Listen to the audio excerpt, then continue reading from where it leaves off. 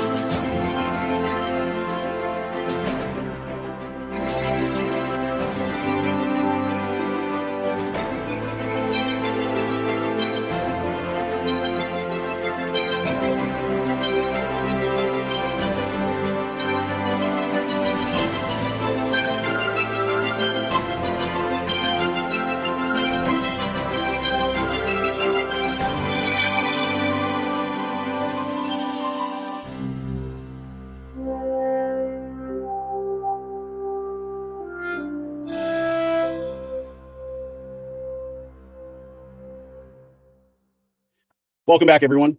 Previously on Tales of Aslyria, our team had thwarted an attack on the ship, but now an alarm bell was rung. Ajin and Dynestra had redisguised themselves and ran back up the stairs before anyone could make it down. So I am now just a well-to-do looking lad in a blazer, a doublet, so to speak, and just looks like I'm just some civilian.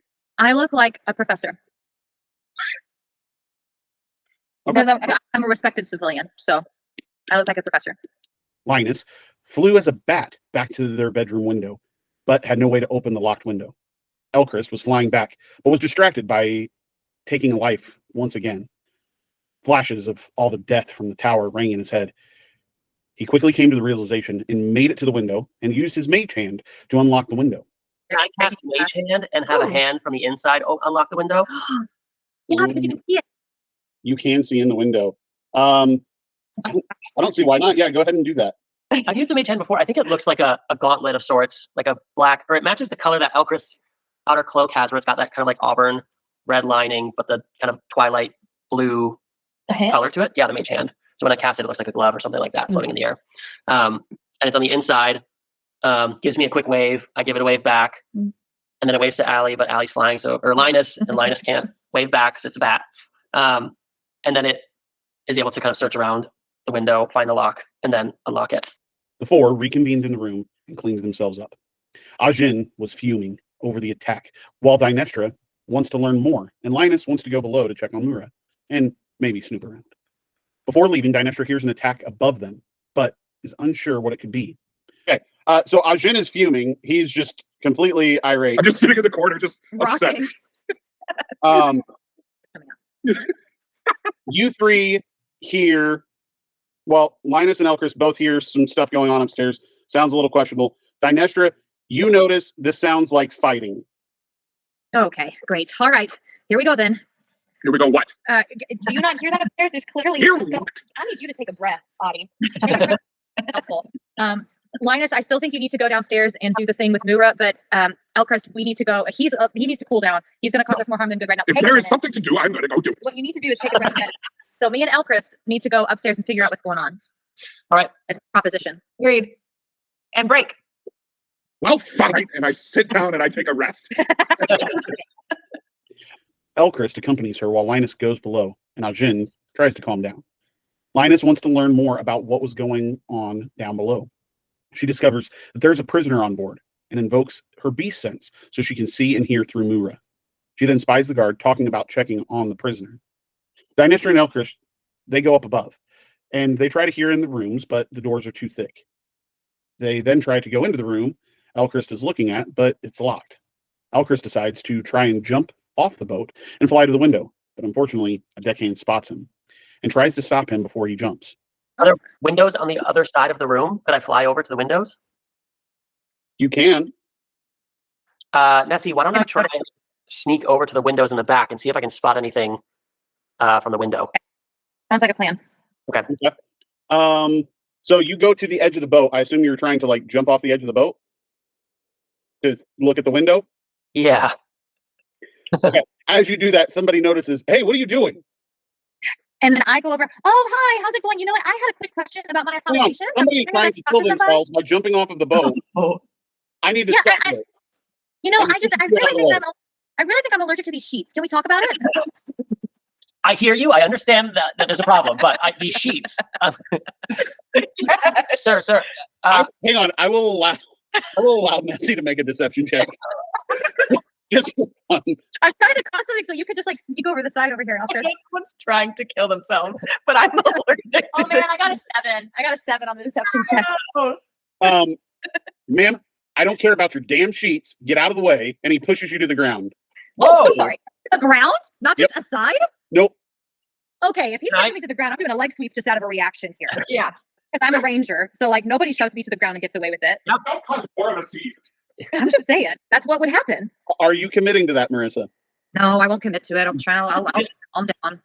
Okay. As much as I want to see what happen next. So he goes and he grabs the back of your coat. What do you do, Elchrist? I was gonna say, are my wings visible? No, I have them hidden. because you try to keep them hidden. I try to keep them hidden. Okay. Why Would do it be weird for him to have wings and be like, "Hey, I just wanted to sun my wings, bro"? Would that be weird? Well, In this world? nobody, there's nobody in the world that has wings. Oh, okay, got it. Wait, really? My whole species doesn't? As far as you know, you are the only one that has wings. Oh yeah, that's right. Oh, What? I didn't know this. Lord, I did not know. Yeah, me neither. Sorry, Yes. sir. I wasn't trying to hurt myself. I think I just had a little bit too much of the brandy. Make a deception check with advantage. Not brandy, wine. It's probably mulled wine. Deception check, you said? With advantage. Okay, 17 or 18. I'll go with 18. I choose 18. He then escorts Elchrist to the stairs. Dynastra asks of the deckhand what those rooms are and finds out one is the captain's quarters and the other is the crew's break room. As she does, she sees a half-orc woman climbing the crow's nest and learns she's a recent hire. Linus and Elchrist meet on the way back to the room and divulge the info they found. Ajin walks out and looks different than he did when he entered the room. Samantha Everett takes notice and alerts the guard that she thinks something could be going on. Ajin, you exit the room and you're heading over there. At the same time, as you exit, Samantha Everett goes up to the King's Guard and points at Ajin. Dynastra, on her way back, clocks this and tries to distract the guard by talking about sheets. I am going to go to the guard and say, "Excuse me, are you who I can talk to about my sheet allergy?" No, I'm not somebody. What are you talking about? I'm sorry, I need to take care of something. And he have been cracks. trying to, so point, he's got 2 Karens talking to him, right? So at this point, I have been trying and trying. I have talked to crew member after crew member, and no one seems to care. I have got hives everywhere, all sorts of unmentionable places. There is something about is it bed bugs? There's something about these sheets that is just not working. Bed bugs. The entire cafeteria kind of perks up at like, what? Bed bugs? So I'm just gonna keep talking. So at this point. Samantha's trying to overtalk at this point. She's like, "No, you need to go check this out." And then she hears Excuse bed me, bugs. I know that you don't want to have bed bugs either. Somebody's got to do something about this. There's bed bugs on the ship. This ship I am is going telling like, you. whoa, what is going on? The guard then confronts Ajin, where he explains he is doing a task for the captain. The King's Guard then instructs him to go get the linens for this crazy, annoying woman so he can be on with his duty. Ajin then goes to get the linens, where he and another crew member discover a letter and some potions. 1 potion of healing, 1 potion of climbing, and a potion of flying. And then a signed letter to Jeff. What do you think this letter is? I pick up the letter. I don't know. This is Jeff's personal room, so I mean, Who's Jeff again? you know Jeff. He's the guy that mops the decks. He's kind of weird. Where is he? Is he one of the dead bodies? I don't know. We can't identify any of these people. Well, then okay. Well, I'm gonna hang on to this for him for a minute just to make sure. Okay. And I take the stuff. And the dead body of the real Jeff. You notice some blood by the door. Did you see this blood over here by this door? No one died over here. Why is there blood? I don't know. We need to see what's going on behind this door.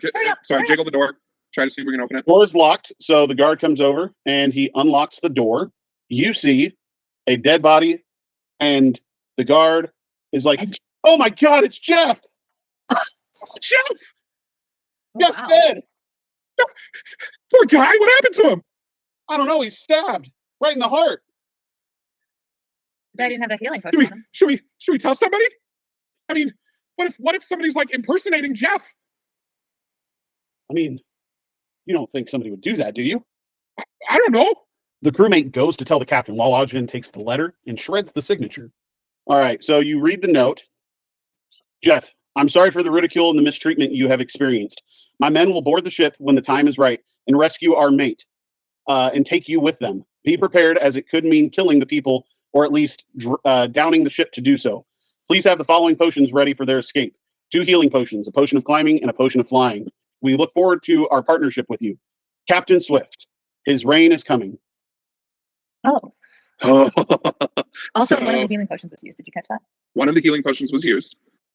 And then they're trying to frame Captain Swift and Jeff for what happened here. Oh, sure. That's an interpretation. Because Captain Swift is our buddy. Right. And we know he doesn't sign his letters that way. May his reign come swiftly. Yeah, that doesn't sound like Swifty. Okay, so I kind of shred. No, I just No. hide the note. I just hide the note back of my clothes. And I actually, you know what I do? I tear off the Oh. signature from the note, and then Eat it. I can't eat. So I tear. You shred it. You're a paper shredder. I shred the signature part. While keeping the letter itself for evidence. He also takes the potions, just in case he needs them later, and takes a letter to the guard. After doing this, he explores the upper deck, where he meets Elizara. She is in the crew's living quarters. There's a small intimidation tactic by Ajin. She walks over to you and slaps you across the face. Get a hold of yourself, man. Why would you slap me? It's been a really awful day. I don't need that. You notice that Elizara goes to grab a knife from her side hip. Oh. Okay. I see that. I grab her arm and I just go, "You don't want to do that. Oh, David What? left. You don't want to go for that knife." I'm going to leave, and you better not follow me. So I do a quick change of my hat and I turn into this giant golem. This giant kind of snaggletooth golem. And I'm like, "You want to try that again?" Oh my gosh. Gollum up against a half orc. Elizara is going to run out of the room screaming, "Guards! Guards!" Okay, great. Terrifying. What the hell? What is going on? And John starts running around like Ricky Bobby. I'm on fire! And he falls down, and the guard and Elizara run over to put the fire out. Ajin barely escapes and then reconvenes in the room with the rest of the group before they all head off to dinner to listen on what could be going on near the prisoner's room. They then notice a guard saying he needs to speak to the prisoner. And Elchris notices his magical hat. Can I use detect magic? I used it just at the exact right moment, and not before or after. You notice there is no magic in the room. It's void of magic, except the hat that the guard is wearing as he walks in. Ah, Oh. Before they know it, the bard was in there. He kills everyone in the room, and he comes out disguised as one of the king's guard. Is it Jin? So I walk over. Can I walk over and I just grab his hat? And he avoids it. He grabs your hand and pins you to the table. What the hell do you think you're doing? Sir, we just want you to take off your hat to show that you're who you say you are. Look, you sent me in there because somebody was wearing a hat. I took care of it. But Okay, so unfortunately, While he's preoccupied, I'm just gonna just run by and just take it because his hands are busy. okay, roll a athletics check. 17. You get a Yes. with advantage because he's distracted. Or you can decide. Either you roll with advantage or I roll with disadvantage. You roll with disadvantage.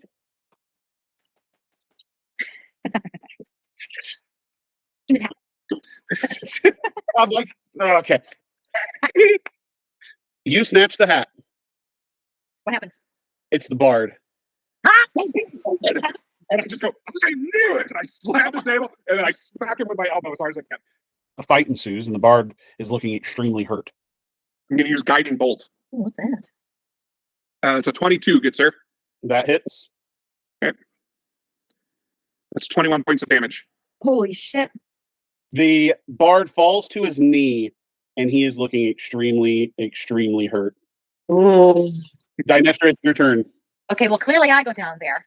But he then charmed Dynestra as a friend. I'm going to be like right up on him, but I'm definitely leaving space for Linus to make an attack should they so choose. So You rolled a wisdom saving throw of 5.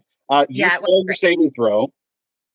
You are charmed, and you view the bard as a friendly acquaintance. okay.